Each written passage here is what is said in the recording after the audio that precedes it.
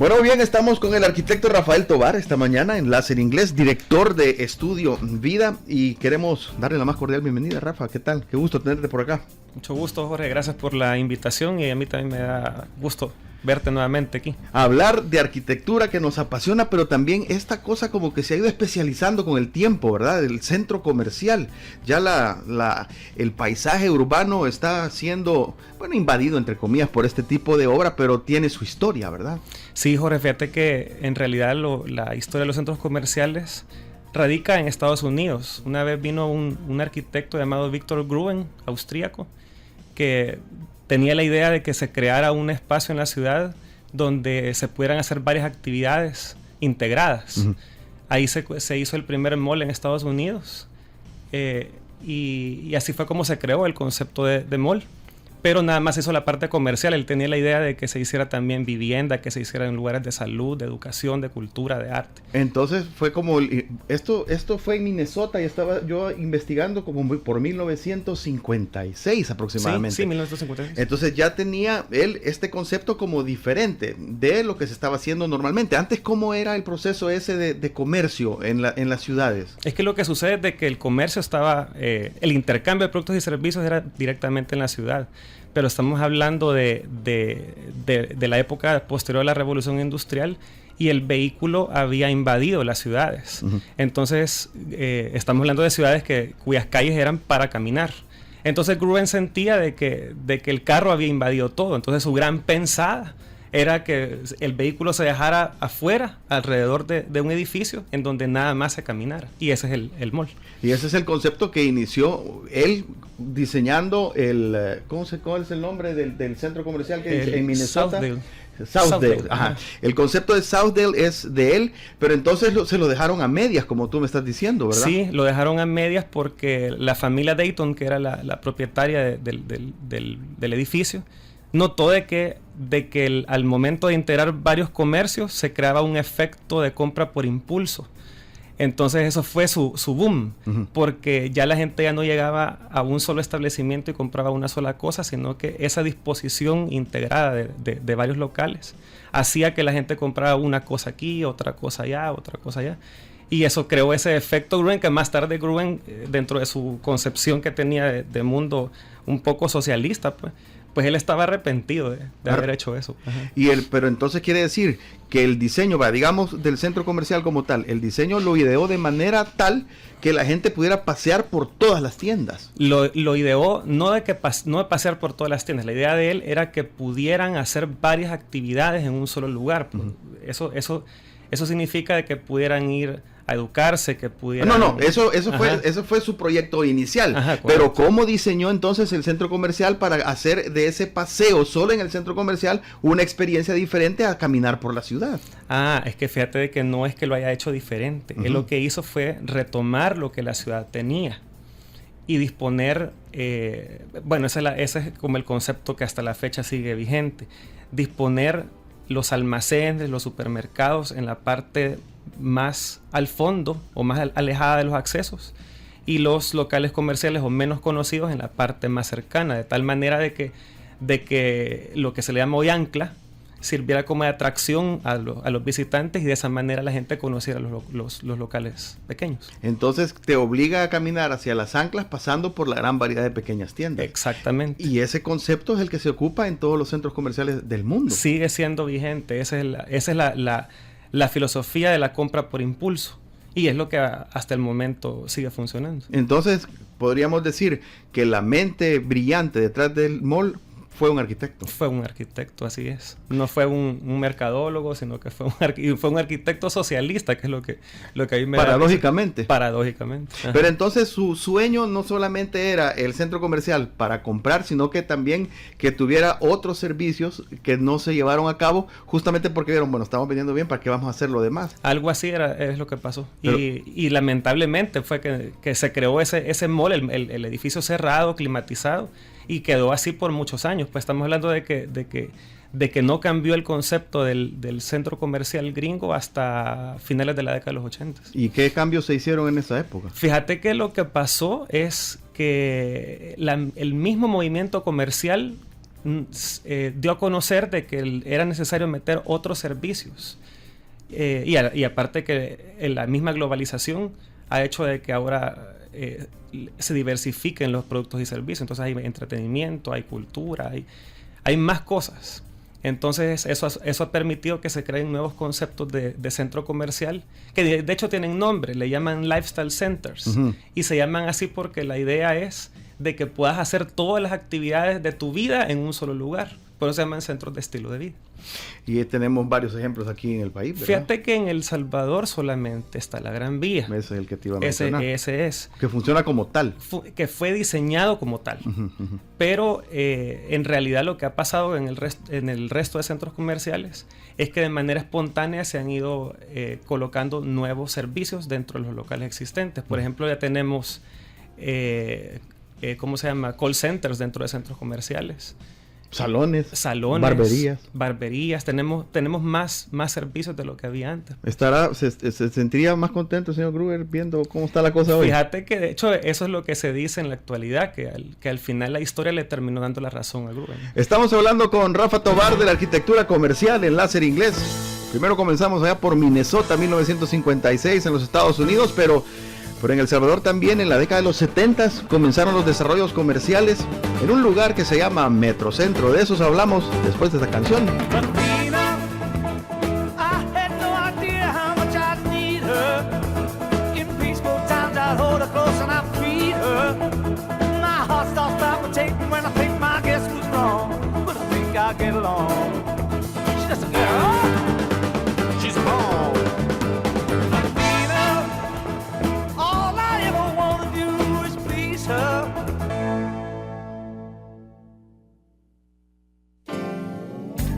Muy bien, estamos hablando con el arquitecto Rafael Tovar esta mañana sobre la arquitectura de centros comerciales o la arquitectura comercial.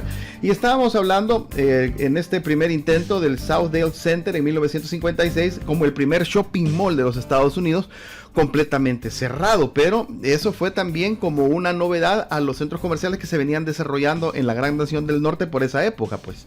Sí, es que la pensada que tenía Gruben era aislar el resto de la ciudad para que los usuarios de estos malls sintieran que estaban en otra parte. Esa era la idea que él tenía. Uh-huh. Y con el clima controlado, con actividades distintas. Y de tal manera que no salieran de ahí, pues, sino que encontraran todo dentro de un solo lugar. Y en la década de los 70, bueno, El Salvador con su boom económico por la cosa del café, etcétera, comienza también su desarrollo arquitectónico interesante y también se trae esta idea de Estados Unidos. ¿O cómo comienza entonces, digamos, el Metrocentro? ¿Con qué idea nace o cuál es el concepto? Fíjate que... Ya que tú trabajaste en Roble durante mucho tiempo. Sí, pues. Durante 10 años estuve en okay. Roble. Pues lo que sucede es de que Metrocentro nace como una inversión de la familia Poma y de hecho es el primer centro comercial en Centroamérica. ¿En serio? Y sí, es el primero. Y resulta de que ya contratan a Manuel Meléndez para hacer el diseño de este centro comercial y maneja una idea similar a lo que Gruben planteaba, uh-huh. Que es colocar las anclas en la punta, digámoslo así, o al fondo, y las tiendas alrededor o al principio. Entonces en aquel tiempo el ancla de Metrocentro, lo que conocemos hoy como la primera etapa, uh-huh. Era el supermercado Todos. Uh-huh. No sé si te acordás de ese super. Sí. Y también estaba la fuente de soda. Ambos eran del mismo propietario y eran las dos anclas, correcto. Uh-huh. Entonces la diferencia era que el clima nuestro, como es pues de país tropical, permitía que no era necesario, mejor dicho, que pusieran aire acondicionado y entonces podía dejarse sin cubiertas y gozar de jardines centrales, aceras, paseos. Y de hecho sí se llamaban los pasillos de Metrocentro al inicio, se llamaban Paseo Maquilisguat, Paseo, etcétera, etcétera. Uh-huh. Total que así fue como nació en El Salvador los centros comerciales, en una zona que en ese momento se potenciaba como de alta plusvalía. Y se hace una primera etapa por por timidez o porque así fue pensado el crecimiento? Es decir, veamos cómo nos va con esta idea diferente, porque me imagino que toda la cuestión comercial se realizaba más en el centro de la ciudad, ¿verdad? Estaba la actividad propiamente en el centro. Al momento de que nace Metrocentro en las afueras de San Salvador, que estamos hablando de la zona de desarrollo de San Salvador, que sería la Colonia Centroamérica, que es de los 50s, y la Miramonte, que es de los 70s. Y entonces ahí ubican ya, teniendo un poco de zona habitacional, ubican Metrocentro. Pero no creas que se hizo con una planeación propiamente. Fue una inversión inicial. La idea que había era que se colocara el área comercial y en la zona corporativa en la Torre Roble, que se construyó también el diseño de Manuel Meléndez, por cierto. Y de hecho eran 2 torres. Pero ya nunca se invirtió en la siguiente por la misma cuestión del movimiento económico. Vino la guerra posteriormente y dio más resultado que creciera horizontalmente la zona comercial. Era lo que el mercado más demandaba entre los 70s y 80s. ¿Cómo cuántos metros cuadrados habrá tenido esa primera etapa de Metrocentro, Rafa? No creas que tanto. Tal vez habrá tenido unos 5,000 metros cuadrados. Para albergar más o menos ¿cuántas tiendas? Tendría quizás unas 20 tiendas y el supermercado con la fuente de soda. Vaya, y entonces Metrocentro durante todos los 80, la mayor parte, los 70, ¿verdad? La mayor parte de los 80 y hasta los 90 fue como el lugar para ir a comprar. Pero de repente comienzan a surgir en otros sitios de la ciudad o en otras ciudades aledañas a la nuestra este tipo de desarrollo. ¿Por qué se tardó tanto la gente en hacer lo mismo? Fíjate que no es tanto el hecho de que haya nacido Metrocentro y por eso salen los otros, sino que es lo que ocurre en la ciudad de San Salvador en la década de los 80s para que Metrocentro se haya convertido en el nuevo centro de la ciudad en términos comerciales. Estamos hablando de que durante los 80s el centro de San Salvador se convierte como en la alternativa más segura para la gente del campo. Entonces hay mucha inmigración de gente del campo que de hecho invade las calles para poder vender sus productos y poder sobrevivir durante la guerra. Aparte de eso viene el terremoto del 86 y con eso el centro, pues la mitad se destruye. Y eso hace que empieza a haber cierta apatía a ese movimiento comercial que antes teníamos en el centro de San Salvador. Y Metrocentro, siendo un centro comercial tan grande, estamos hablando de que aquí ya tendría quizás unos 25,000, 35,000 metros cuadrados. ¿Ya se habían hecho cuántas etapas? Ya en este momento ya estaba hasta la 4ª etapa. Estamos hablando del 83, 85. Entonces comienza a ser una alternativa al centro de San Salvador, Metrocentro. Y eso mismo hace que al terminar la guerra en el 92 aumente el crecimiento y las inversiones en el centro comercial, llegando a tener hasta 12 etapas. Y evidentemente, cuando tenés un lugar con tal demanda en términos urbanísticos, porque estamos hablando de que mucha gente desarrolla actividades en esta zona, aparecen otras inversiones alternativas. Porque aparece la idea de que, bueno, si resulta Metrocentro allá en Boulevard de los Héroes, podemos hacer otro en Antiguo Cucatlán o podemos hacer otro en Merliot. Porque se convierten de hecho en centros urbanos donde se concentra gente. Y entonces, pero ese desarrollo que se hace en otras ciudades o alejados de Metrocentro fue muchos años después, no fue tan inmediato. Fue, digamos, después de la guerra. Se empezó a hablar de otros centros comerciales, por lo menos en el área metropolitana, allá por el 93, 94. De hecho, Grupo Roble pensaba hacer multiplaza desde entonces. Pero en ese momento hicieron la inversión de Plaza Merliot y por eso fue que se detuvo esa inversión hasta el 2004, que fue que se construyó Multiplaza. Bueno, entonces estamos hablando de centros comerciales y la arquitectura de estos en el desarrollo del tiempo, ¿verdad? Pero también no solo se ha quedado con el desarrollo, sino que constantemente se están remodelando estos espacios como ¿para qué lo hacen? Pues si ya funciona, ¿para qué lo vas a remodelar? Fíjate que ahí, esta es una apreciación personal. Yo comparo la arquitectura comercial con la moda. Es como una moda, pero es por su mismo carácter. Aquí voy a ser un poco profundo. La forma de los edificios tiene mucho que ver con lo que ellos comunican.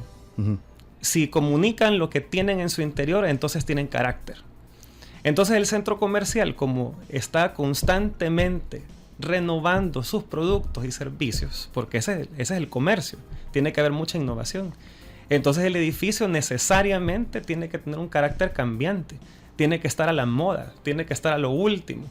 Entonces los centros comerciales de hecho se diseñan para ser remodelados en 10 años, 5 años, porque de lo contrario pueden quedar obsoletos. Eso en cuanto al carácter del edificio. Siempre tiene que cambiar algo. Bueno, ya ven, así es la cosa. Por usted si se pregunta, ¿y por qué le cambian tanto colores, formas, acabados a todo esto? Es justamente por eso, tiene que estar a la moda para seguir siendo atractivo y no entrar en desuso. Qué interesante, pero también, bueno, y así es como surgen los otros centros comerciales, ¿verdad? Multiplaza, La Gran Vía, Plaza Merliot, y los otros que también están como reincorporando ese concepto de centro comercial abierto, no es aquella cuestión cerrada como la que estamos acostumbrados en algunos, sino que vuelve a ver como un centro comercial para venta de productos y servicios abierto. Yo diría más integrado a la ciudad. Ajá, okay. Esa es la filosofía que se tiene hoy, porque la idea es ya no pelearse con la ciudad. Si estamos tratando de promover el uso racional del vehículo, tratando de promover alternativas de transporte, movilidad no motorizada también. Entonces, las actividades comerciales deben de integrarse a la ciudad. No significa de que ya no hayan centros comerciales, sino que significa de que estos convivan con el resto de comercio que tiene la ciudad. Y ya tenemos algunos ejemplos en el país, tal vez pequeños, pero ya los empezamos a tener. Ok, y lo que vamos a continuar hablando después de esta canción de Glenn Frey es, bueno, estamos haciendo los centros comerciales, las nuevas formas de hacer la arquitectura comercial con la tradicional, digamos, de moles gigantescos, con temperaturas o con aires acondicionados, etcétera. Pero, ¿cómo está la cosa de la gente que quiere volver un poco a lo de antes? A lo de caminar por el centro de la ciudad y ver los escaparates en la Avenida España, por ejemplo, o cómo se ordena todo eso. ¿Es imposible o se puede hacer?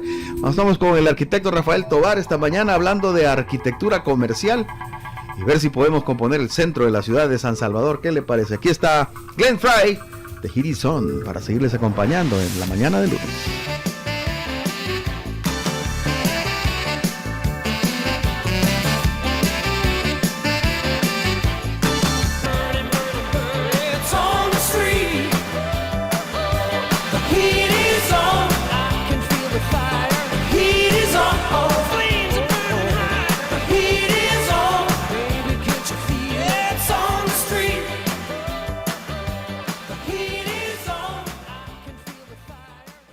Estamos de regreso hablando de arquitectura comercial y el desarrollo en El Salvador desde los 70 de los centros comerciales o los moles, como le dice la gente.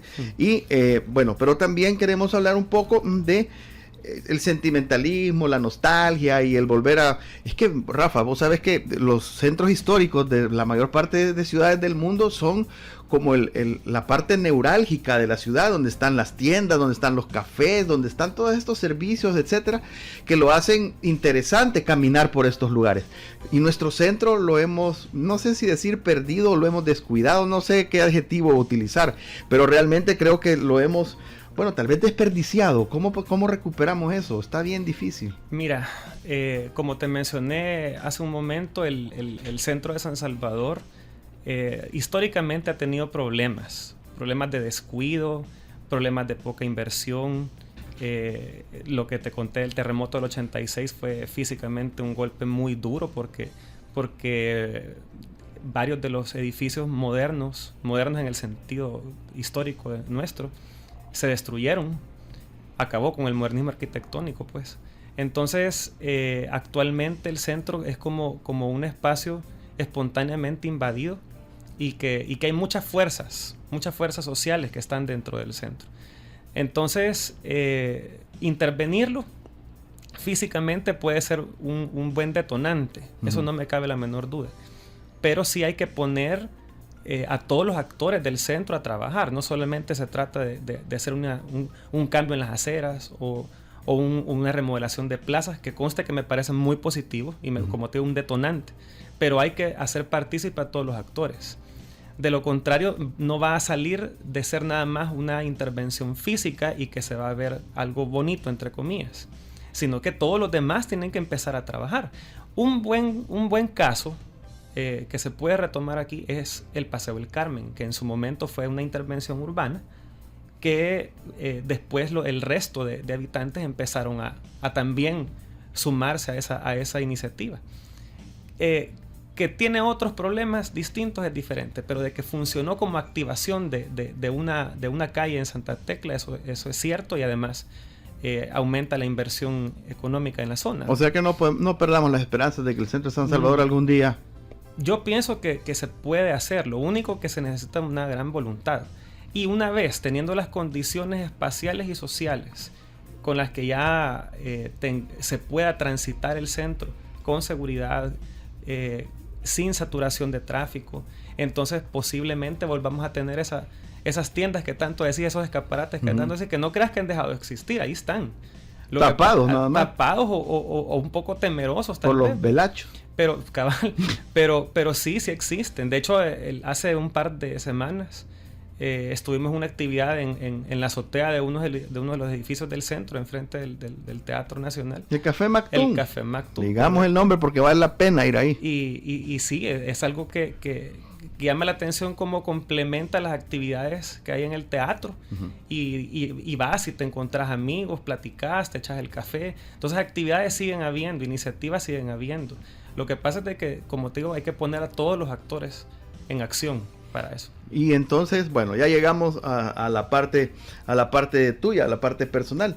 ¿Cómo es que todo esto te comienza a fascinar la arquitectura? Porque hablas con una propiedad, bueno, 10 años de experiencia en Roble, pero también con la experiencia que te da la universidad para hablar de nuestra arquitectura histórica y nuestro centro histórico, etcétera. ¿Cómo es que te surge a ti todo esto de los espacios, las líneas, las sombras y las perspectivas? No, hombre, si es que, bueno, después de trabajar con Roble, lógicamente, al pasar a la universidad, he estudiado mucho más este tema de la historia de la arquitectura nuestra, y eso se ha sumado con mi experiencia en el diseño de arquitectura comercial, pues. Pero sí es como darte cuenta de cómo es que la arquitectura se ha ido modificando, y también qué es lo que ahora se le da valor en cuanto a producción arquitectónica, y lo que la gente le da valor, pues. Y en la parte de diseño, porque tú estás dedicado más a la cuestión de diseño de espacios, ¿cómo es el arquitecto Tobar de hace 10 años, el arquitecto Tobar de ahorita? ¿Qué es lo que ha variado espacialmente en tu forma de proyectar? Pues fíjate, Jorge, que quizás me he hecho más respetuoso. Ya para poder diseñar ya tomo mucho más en cuenta condiciones contextuales para responder mejor. Y otra cosa que siempre me gusta comentarla cada vez que me preguntan es que yo pasé por 3 años siendo coordinador de arquitectura de interiores, y me costó 1 año entender esa carrera, porque no es ni diseño de interiores ni arquitectura. Correcto. Entonces, otra de las cosas que me han hecho a mí cambiar o ver diferente la arquitectura hoy es el hecho de que existe el interiorismo dentro de los edificios, pues. Y ahora eso se ha vuelto una cosa súper importante, y no es nada más, no se tiene que dejar de ver como para que se vea bonito, sino que también tiene mucha funcionalidad esto, colores, texturas, que como dicen que la arquitectura tiene que acoplarse a la vida del hombre y a las relaciones que él mantiene con sus semejantes, pues el mejor espacio para hacerlo es un espacio bien diseñado. Y de hecho, si continuamos en la línea de la plática, que son los espacios comerciales, en la actualidad el uso comercial es el que tiene más demanda en diseño de interiores, porque precisamente lo que ocurre es que como estamos en una economía globalizada, entonces marcas internacionales tienen mucha más experiencia en cuanto a tratamiento del espacio interior. Entonces esta gente ya no te habla nada más de diseñar espacios, sino que te hablan de diseñar experiencias. Desde el momento en el que ves el menú hasta en el momento en el que te tomas tu taza de café gourmet con sabores y toda la historia. Pero ¿cómo hace un arquitecto entonces cuando te dicen, mire, yo quiero que me diseñe algo para que la gente viva experiencias? Eso es resubjetivo. Pues te voy a decir que no es subjetivo. A ver. Y es una competencia del interiorista. Muy bien. No del arquitecto. ¿Cómo es eso? Adelante. No, es que fíjate que esto, mis colegas no me lo van a entender. Y repito, a mí me costó un año entender esa carrera. Lo que sucede es de que cuando se diseñan espacios interiores se conceptualiza la experiencia del espacio interior, distinto a los conceptos arquitectónicos. Entonces se crea, hay herramientas, se hace un mood board, se hace un style board, se crean frases que van definiendo cuál va a ser esa sensación que el espacio va a tener. Y esa sensación empieza, como te digo, desde el menú hasta la silla donde vas a apoyarte. Pero y entonces quiere decir que el arquitecto te deja nada más el espacio desnudo, pues, sin sentimiento. No, ahí estás hablando como interiorista, ya fíjate. No, en realidad lo que sucede es de que la competencia del interiorista es muy detallada, muy detallista. Va mucho más allá de la disposición y el volumen que pueden crearse en los edificios, sino que estamos hablando del tratamiento del espacio interior, de cómo ingresas a un espacio como esta cabina en la que estamos y te transmite una experiencia. ¿Te acuerdas que hablábamos de que el edificio comunica lo que tiene adentro, externamente? Y con eso tiene carácter. Pero la experiencia de un espacio se crea a partir de un concepto, y eso es lo que hace el interiorista. Bueno, ¿y cómo hacemos, por ejemplo, con edificios que antes fueron iglesias y hoy son grandes librerías? Pues ¿Qué es lo que pasa ahí? Ahí está, es lo que te digo yo. Eso es la arquitectura de interiores. Si tenés... Por cierto, estamos haciendo un ejercicio en la universidad de una intervención en una iglesia precisamente para cambiar su uso a un hotel. Eso difícilmente ocurre en países como el nuestro, pero en otros países como en Europa en general pasa bastante. Y ese es el reto, que tenés que respetar la iglesia.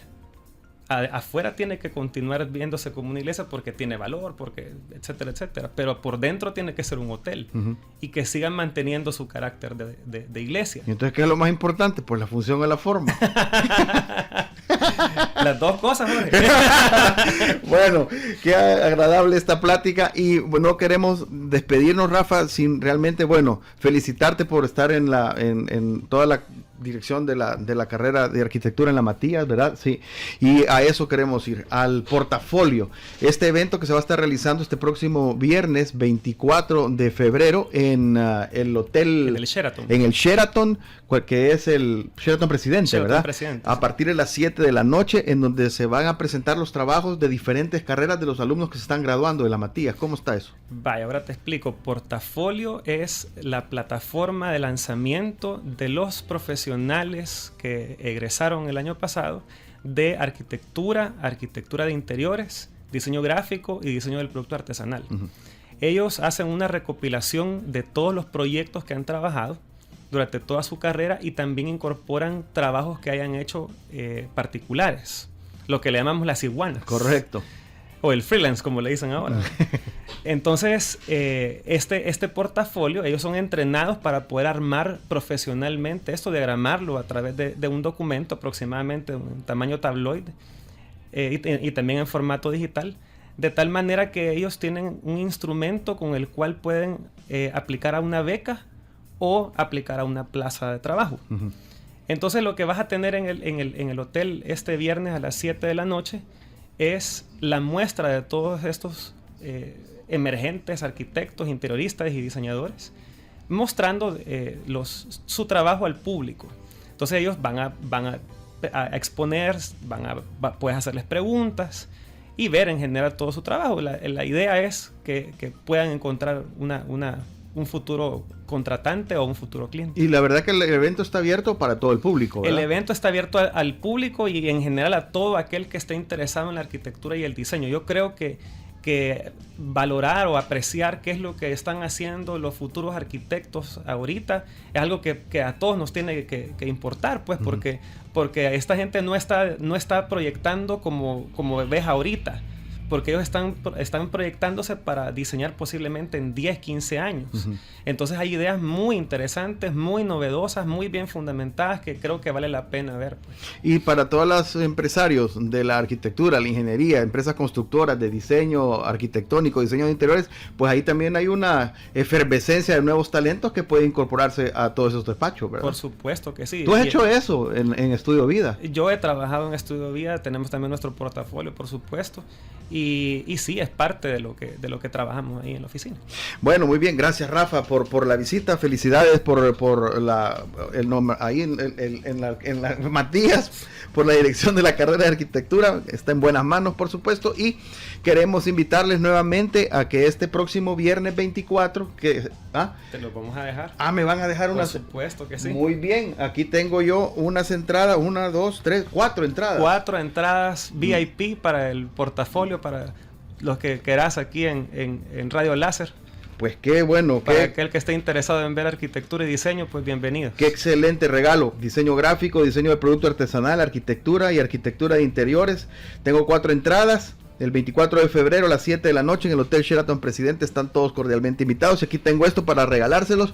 Así es que marque el 22, 24, 15, 14. En el transcurso del turno los regalamos. Así que gracias Rafa nuevamente por la visita.